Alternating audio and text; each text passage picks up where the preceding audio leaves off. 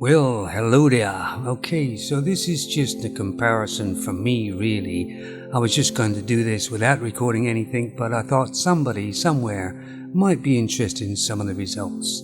It's not going to be technical with all these specs and everything else, because I just goddamn well use the camera, you know?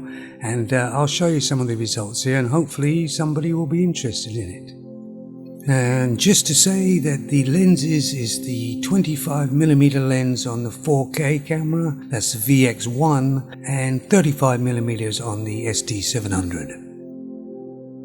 So this is recording the SD700 at 1080p at 25 frames per second. And when you consider how old this camera really is, I think it does a fairly good damn job. Now the weather was kind of blowy there, and the sort of shifty type clouds up in the sky, they were kind of hazy, and they were sunny, then it wasn't sunny, so not a perfect day for a comparison really. You see the deer? And just to say, any of the 4K footage will be 1080p, I've scaled it down so that it's all the same sort of thing. The VX1 at 1080p, 25 frames per second. And the VX1 is the one without the viewfinder at the back, because I personally didn't need it. I never at the end of the camera, if you know what I mean. I'm always at the other end, so I didn't want to pay the extra money for it. Yeah, that's right, I'm a bit cheap. Now I will be doing a quiz at the end of this to see if everybody knows how many birds flown by, and see who gets it right. And here is the VX1 at the old 4K sort of thing. You know, sometimes it just doesn't look all that good, does it? Now I did put one filter on the outside shots, and that was color explode 50%. And that was using Red Giant's Magic Bullet Lux. And yes, that's right, I'm too damn lazy to even go outside. I just filmed it out my window.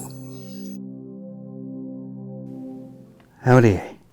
Okay, so here we are inside with the SD700, the old Panasonic camcorder, with the Rhodes Link. Now I want to say that the Rhodes Link on the VX1, I had it on the camera volume on the microphone was -3, and on the Rhodes Link was 0. But on this camera it's different. I've got -9 on the actual camera and -10 on the Rhodes Link. And even then we have to be careful of the volume. It seems to be very sensitive.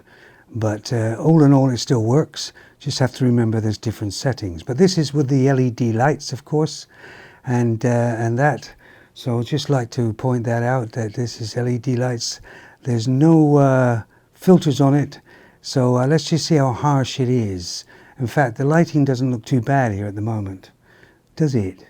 So let's try it on the soft boxes and see how it likes that.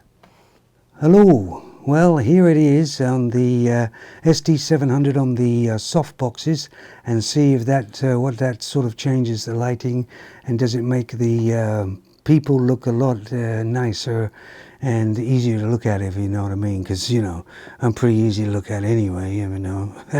Anyway, just one sort of thing is that this Panasonic 700 and even my AC90 had a remote, and here's the remote here for the camera, which was very, very handy.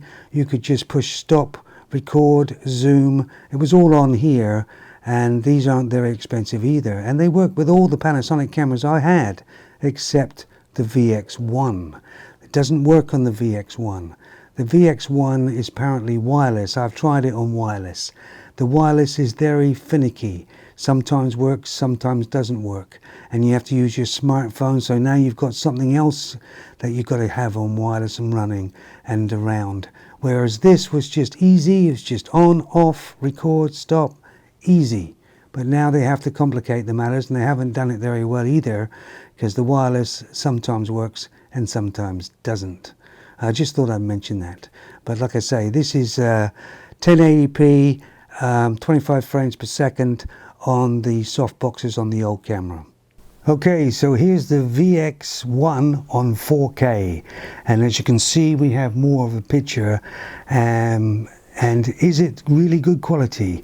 Well, I don't know, I haven't looked at it yet, but we're going to try all these cameras at those levels and recording levels. And by the way, this is 4K at 25 frames per second, okay, because you can't really film in any other.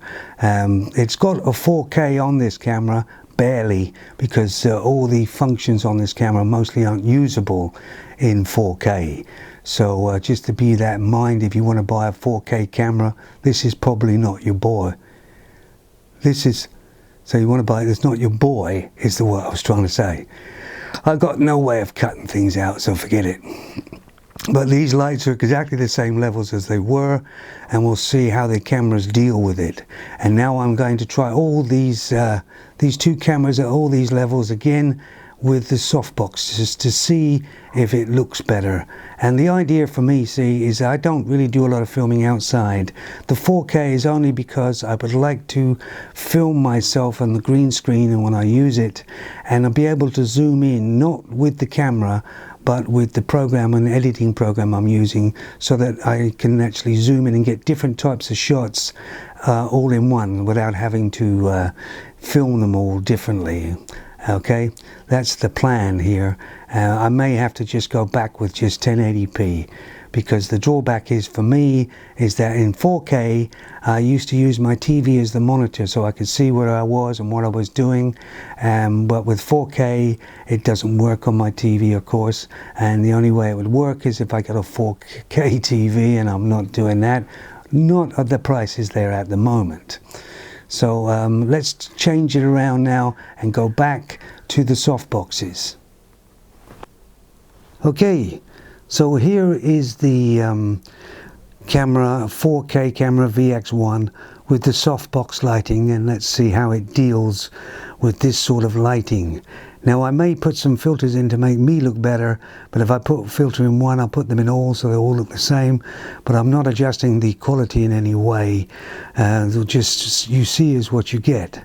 Now I just want to point out with the VX that I said it was a low quality build, and it follows it down even to the power supply. The power supply for the VX1 is this here. Now say you want to run the camera on your tripod through just direct power. That cable is not very long, is it? And they could have made it longer than that, and you're going to have trouble having it on your tripod and running it on the direct power. That's a bit cheapy for Panasonic. In fact, this feels cheapy too. It's a sort of USB one end, and it goes into the camera the other, but if you take a look at this plug, you can see that if you plug it in, this is on the side, so if you have a multi-plug, you will not be able to use the plug next to it. So that was a bad design. They could have easily had that coming out the top or coming out this side, but they never really thought much about that, did they? So I guess that's just the way it is. But anyway, this is with the soft boxes, and I'm going to now try with the other ones. After a few more tests, I found that 4K, even scaled down to 1080p, is better quality, but not by a fantastic amount. The LED lights were kind of harsh, even with the warmth turned right up. Softbox lighting is better for filming people, as it gives more natural skin tones, softer. Well, thank you for watching, and I hope you got something out of it. And if you have any questions, just put it in the comments below and I will certainly get back to you. Take it easy now.